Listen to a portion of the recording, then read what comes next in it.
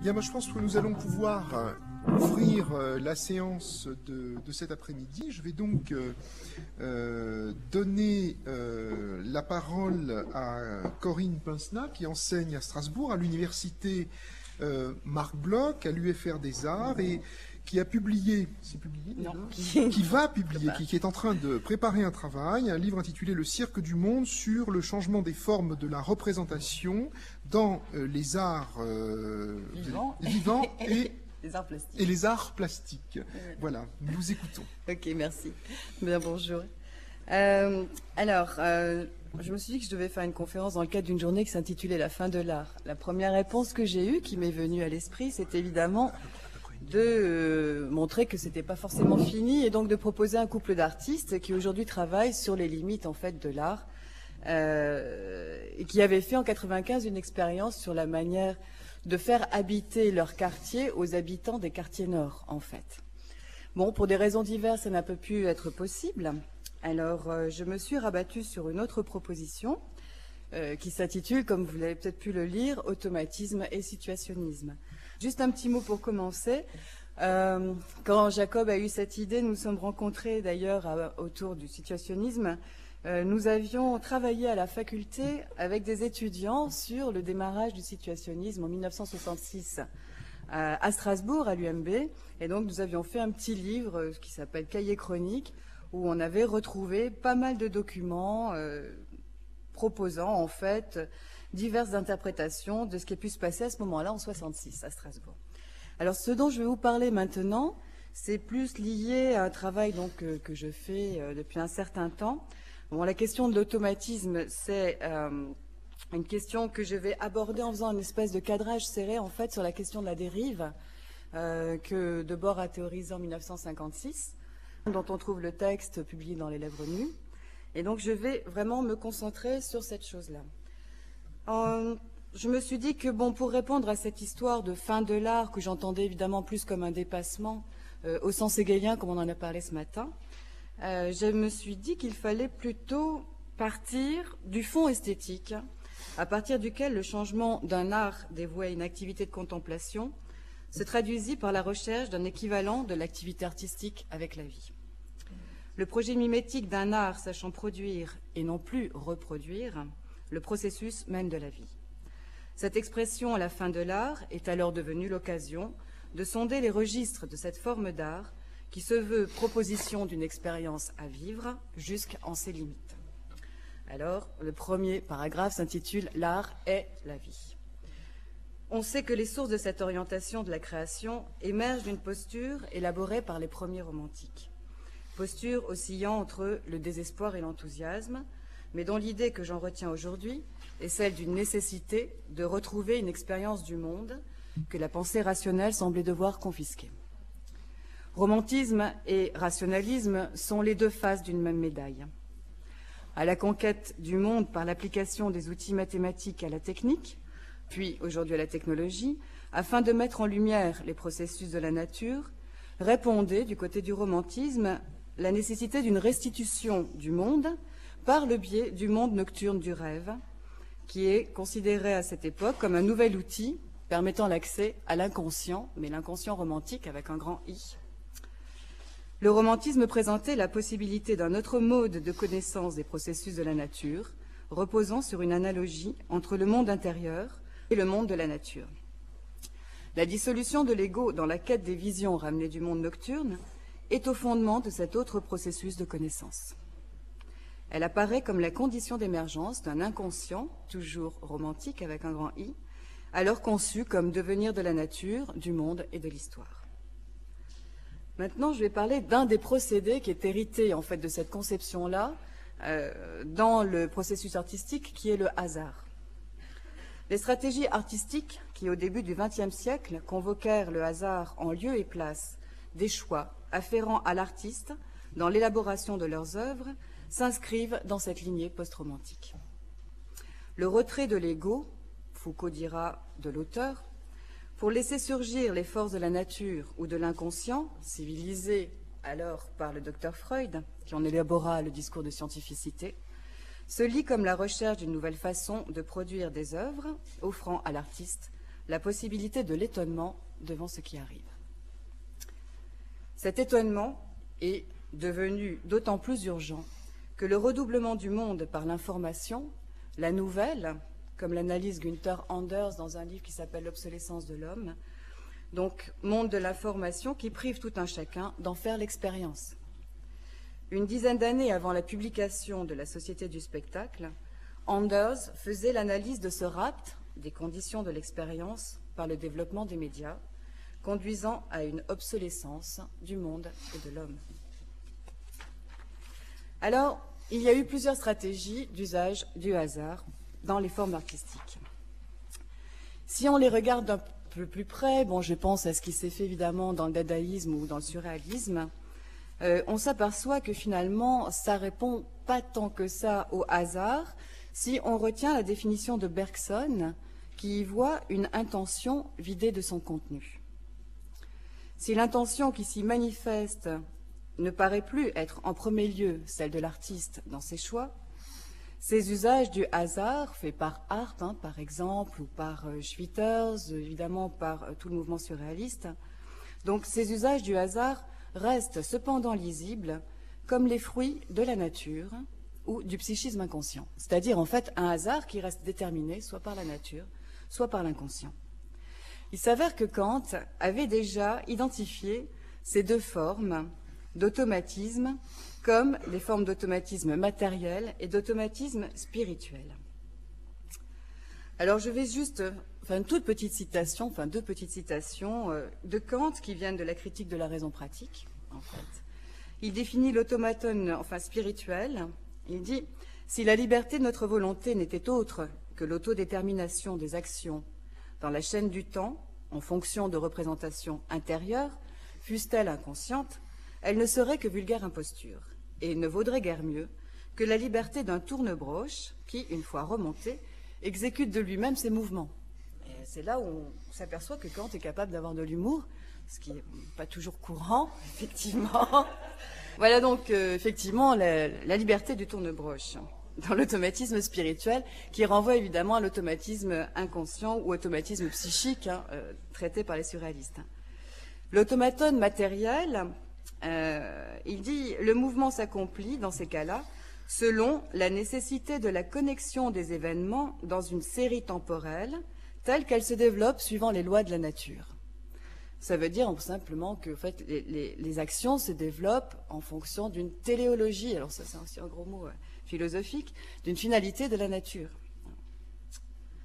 Alors, si je reviens aux situationnistes, la critique qu'ils font de cette privation de l'expérience du monde et qu'ils proposent les conduit à revendiquer de nouvelles formes de pratiques ludiques dont l'enjeu est véritablement la réappropriation de son désir en tant qu'expression de la singularité de chacun. Cette réappropriation prit notamment la tournure de propositions exploratoires de l'environnement, répondant à un projet de cartographie réintroduisant la notion de territoire. Il me semble que si l'enjeu que j'y lis est la réintroduction d'une expérience du monde, l'enjeu est juste, mais celui-ci reste malgré tout dans sa réalisation plus qu'une question. Alors on va rentrer un petit peu dans le détail d'un chapitre, d'un passage que j'ai intitulé « Automatisme avec un S et dérive ». En effet, dans la recherche psychogéographique, dont l'instrument d'exploration est la dérive, on retrouve une synthèse dialectique des deux formes d'automatisme que j'ai décrites plus haut. Le terrain passionnel objectif où se meut la dérive, dans les termes même de Debord, malgré une inversion des protocoles surréalistes relative à une critique virulente de leur pratique du hasard, ne semble qu'être le fruit d'un redoublement de procédés automatiques qui met en péril la possibilité même de l'expérience, alors qu'elle en est clairement l'enjeu. En effet, il faudrait, pour qu'il y ait un acte libre dans la dérive, échapper à ces formes d'automatisme. Alors Debord est évidemment parfaitement conscient de l'inaptitude à restituer les conditions d'une expérience selon les formes du hasard, de la rencontre objective surréaliste. Et là, il doit beaucoup à Lefebvre, notamment dans les critiques du merveilleux qu'il fait dans l'invention du quotidien. Cependant, la mise en avant d'une précédence des formes architecturale à guider la déambulation ne fait qu'introduire l'autre forme d'automatisme, c'est-à-dire l'automatisme matériel, cette fois-ci. En effet, la série temporelle des déplacements dans la dérive est alors déterminée par les lois de l'environnement urbain qu'il s'agit de repérer en s'y soumettant. La psychogéographie remplace la téléologie de la nature romantique par une téléologie de l'architecture. En 1956, Debord élabore des règles pour la dérive, afin d'échapper au subjectivisme sclérosé de l'usage du hasard, de l'automatisme psychique surréaliste. Ce sont des règles qui vont à l'encontre d'une exploration aventureuse et qui cherchent donc à garantir un effet objectif. Donc, il y a notamment la nécessité d'être à plusieurs, mais pas trop, pas plus de 3 ou 4, une nécessité de durée, ça va de quelques heures à une semaine maximum, on sait qu'il y en aura qui auront duré plus longtemps avec de grands dangers, visiblement, pour la santé mentale. Il y a des nécessités de climat, évidemment, s'il pleut, la dérive risque d'être compromise, et de territoire à explorer. Alors, dans cette description de la dérive, il y a peut-être un endroit où il y est possible qu'émerge en fait un impromptu, quelque chose qui relève de l'improvisation. Debord en parle en termes de rendez-vous déroutant. Alors, ça sera la seule citation que je vais faire, toujours donc dans ce texte. Voilà ce qu'il dit. La part de l'exploration, au contraire, est minime par rapport à celle d'un comportement déroutant dans le rendez-vous possible. Le sujet est prié de se rendre seul à une heure qui est précisée dans un endroit qu'on lui fixe. Il est affranchi des pénibles obligations du rendez-vous ordinaire puisqu'il n'a personne à attendre. Cependant, ce rendez-vous possible l'ayant mené à l'improviste en un lieu qu'il peut connaître ou ignorer, il en observe les alentours. On a pu en même temps donner au même endroit un autre rendez-vous possible à quelqu'un dont il ne peut prévoir l'identité. Il peut même ne l'avoir jamais vu, ce qui incite à lier conversation avec divers passants. Il peut ne rencontrer personne ou même rencontrer par hasard celui qui a fixé le rendez-vous possible. De toute façon et surtout, si le lieu et l'heure ont été bien choisis, l'emploi du temps du sujet y prendra une tournure imprévue. Il peut même demander par téléphone un autre rendez-vous possible à quelqu'un qui ignore où le premier l'a conduit. On voit les ressources presque infinies de ce passe-temps. Fin de citation. En fait, Debord a bien senti où se situait la difficulté principale dans la dérive, qui est pour lui, en fait, il le présente ainsi, un sentiment général et encore mieux une attitude définissant une façon plus générale de prendre la vie. En effet, ce texte-là, il le conclut en disant que les difficultés de la dérive sont celles de la liberté.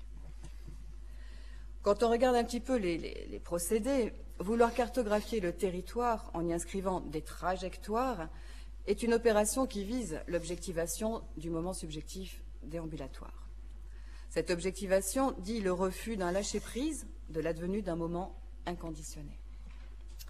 Au final, la volonté de dépasser le moment de l'automatisme psychique surréaliste, parce qu'à cette époque-là, il se situe vraiment dans une espèce de combat avec le surréalisme et André Breton en particulier. Donc, cette volonté de dépasser ce moment de l'automatisme psychique rend malgré tout impossible l'émergence de l'expérience et du nouveau qui sont constitutifs de l'expérience. Elle transforme le sujet dérivant en objet expérimental de la dérive. S'il faut de l'exactitude pour définir les conditions de l'expérience, les règles de la dérive ne permettent pas l'advenue d'un hasard de précision qui admettrait et capterait l'instant de stupéfaction du sens comme moment du nouveau. Et la liberté, enjeu de la dérive, ne peut se concevoir qu'en échappant à ces deux modes d'automatisme qu'on a vus, matériel et psychique, dans la déroute de l'esprit, le ratage ou l'échec, finalement dans l'assomption d'une manifeste impuissance de la pensée. Bon, dans la réalité, c'est effectivement ce qui s'est passé. Peu de dérives ont véritablement réussi. Alors, il n'est pas question pour moi de conclure sur cette proposition que je fais là, donc je vais bégayer deux épilogues, un concernant en fait la question plus artistique et l'autre éventuellement sur les ouvertures que ça peut apporter. Donc, dans un premier temps, je me bornerai à constater que de nouveaux types de processus créatifs ne manifeste évidemment que la fin d'un certain type d'art, mais non point celle de la pensée qui préside à la recherche de nouveaux liens avec le monde dans la pratique artistique. La tentative de dépassement des usages du hasard surréaliste a introduit un autre type d'automatisme matériel, cette fois-ci, et cette quête même du dépassement de l'art surréaliste dans la pratique de construction de situations reste elle-même à dépasser. Le dépassement de l'art est encore à venir.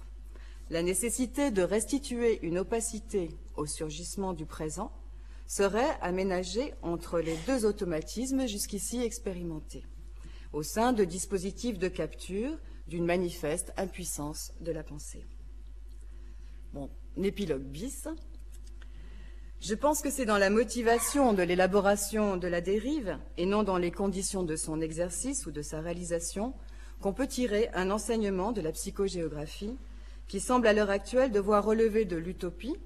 En tant que tel, c'est donc un laboratoire des possibles. Alors cette motivation, je la délimiterai, pour ce qu'il en est de la géographie, par le terme de tactique, si on veut bien admettre que la tactique est la ruse du faible, qui, en l'absence de pouvoir lui permettant d'établir une stratégie, joue sur le terrain de l'autre d'une habile utilisation du temps, ici, contre le terrain propre de l'urbanisme qui rationalise les espaces publics.